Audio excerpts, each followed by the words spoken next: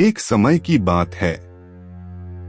गौतम बुद्ध मगध देश के एक छोटे से गांव के पास ठहरे थे। गांव के लोग उनके उपदेश सुनते थे, पर एक युवक हमेशा क्रोधित रहता था। छोटी बातों पर गुस्सा करना उसकी आदत थी।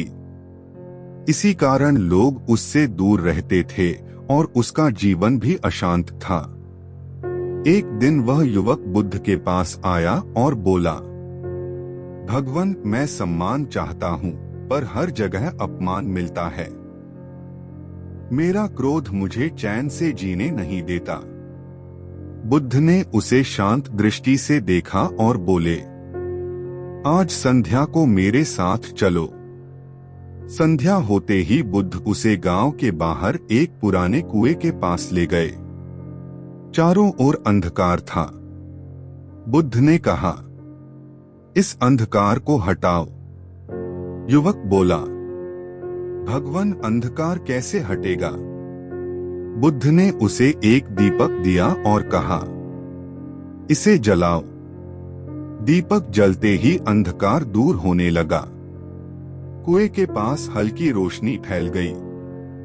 बुद्ध बोले, क्या तुमने अंधकार से युद्ध किया?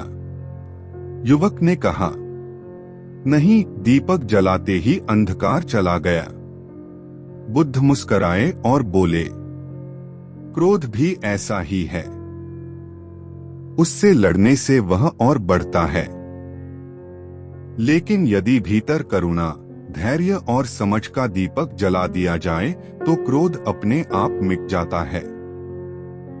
युवक ने पूछा, अपमान होने पर क्या करें? बुद्ध ने कहा, अपने आप से पूछो, क्या दूसरे के शब्द तुम्हारे सत्य को बदल सकते हैं? यदि नहीं, तो उन्हें पकड़कर रखने की जरूरत नहीं। युवक का मन शांत होने लगा। उस दिन से उसने क्रोध के स्थान पर मौन और समझ को अपनाया। कुछ समय बाद उसके व्यवहार में परिवर्तन आ गया और लोग स्वयं उसका सम्मान करने लगे। कुछ दिनों बाद वह बुद्ध के पास आया और बोला, भगवान, अब मुझे शांति मिल गई है। बुद्ध बोले, जब भीतर दीपक जलता है तभी बाहर का अंधकार मिटता है। सीख, क्रोध अंधकार है, करुणा दीपक है।